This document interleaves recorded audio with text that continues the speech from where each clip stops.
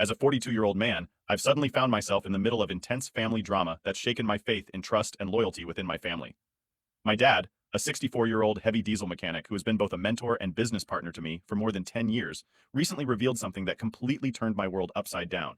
To give you a bit of background, he has operated a small mechanic workshop for his entire career. Ever since I was a kid, I've been fascinated by my dad's work and would always lend a hand in his workshop on weekends. This interest led me to pursue a degree in automobile engineering, so I could officially join my dad in his business. Since the age of 23, I've been working alongside my dad as a mechanic, gradually taking on more responsibilities and eventually taking over the management of his workshop. When I first joined the workshop, my dad had just 2 part-time mechanics and a single car. Leveraging my education and experience, I implemented various new strategies, leading to significant growth. Over the last decade, we've expanded to over 35 employees and a fleet of 15 cars. In terms of financial growth, we've skyrocketed from an annual revenue of $250,000 to nearly $7 million this financial year. My dad's role has primarily remained in the workshop, while I've taken on a more office-centric managerial position. Over the last decade, I've poured my heart and soul into transforming our family business, building it from scratch. The countless hours of hard work, the challenges I've faced, and the sacrifices I've made weren't just for my personal gain. They were driven by the belief that one day I would inherit and continue to nurture this business.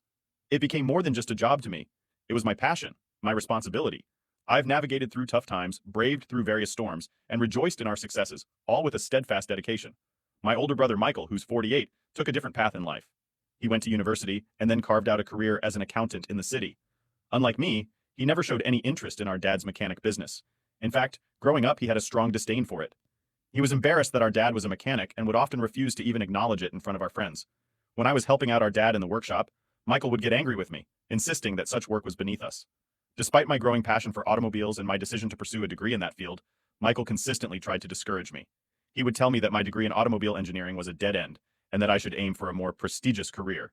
Interestingly, despite his clear embarrassment over our dad's profession, my dad always saw Michael as his golden child. This favoritism remained apparent, even though Michael had little to no interest in the family business and the work our father did. There was a time when things weren't like this. My dad used to show equal affection to both of us. However, everything changed when Michael was 15. He contracted pneumonia and became bedridden, causing a great deal of worry for our family. The doctors expressed serious concerns about his health, even warning us that he might be at risk of dying. It was an incredibly difficult period for all of us. I vividly recall the fear and anxiety I felt about the possibility of losing Michael during his entire hospital stay. It was a defining moment that seemed to shift the dynamics in our family. Michael always wanted our dad above anyone else. He used to ask for our dad all the time. My dad spent countless nights in the hospital, which meant they bonded a lot eventually. Michael recovered, and things went back to normal. Yet my dad continued to favor Michael over the years. Even when Michael would grow up to hate our dad's profession, Dad didn't mind and favored him regardless. As I got older, I obviously noticed this favoritism and was understandably hurt that our father always favored Michael. For example, once my school had an award ceremony where I was going to be presented an award, I was extremely proud that I won the award and told my parents about it. My mother hugged me while my dad smiled warmly, congratulating me. I informed my parents that the school had invited them to attend our awards ceremony. I was aware that my mother might not be able to make it given her demanding job with long night shifts at the hospital, which left her exhausted during the day. So, with a sense of expectation, I turned to my dad, hoping he would confirm his attendance.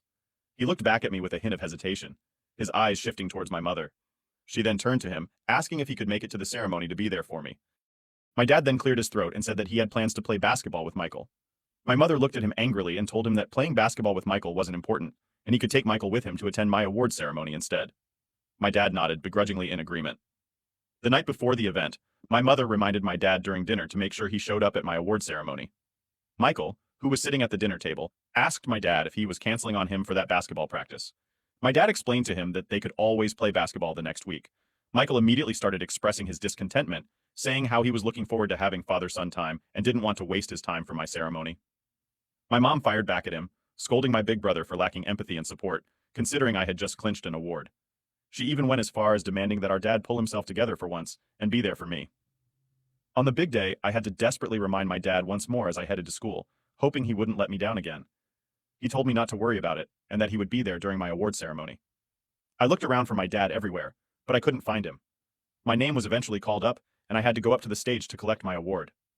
I remember receiving my award from the principal while my schoolmates cheered, and I was fervently looking for my dad's face in the crowd. He never showed up. I sent my mother a message saying that my dad never showed up. She immediately called me concerned, asking me if I was sure that my dad didn't show up. And I told her how he wasn't anywhere to be found. And maybe he must have forgotten. My mother told me that was impossible as she had put 5 alarms on his phone and she couldn't see his car parked in front of our house, which meant he was definitely out at this point. We were gripped with anxiety, fearing that something dreadful might have occurred. Upon returning home from school, I cautiously pushed the door open and was met with the sight of my mom and dad engaged in a furious and explosive confrontation. Their voices were raised to a deafening pitch, and the atmosphere was so tense that you could practically cut it with a knife. The fiery argument between my parents reverberated through the entire hallway, leaving me in shock and disbelief. My mother, her face contorted with anger, stood near the entrance while my dad, looking both guilty and defensive, was attempting to justify his actions. Feeling a mixture of confusion and concern, I cautiously stepped into our living room. I asked my dad curiously if he was okay, my worry palpable. As I mentioned, that he never showed up at my school for the awards ceremony.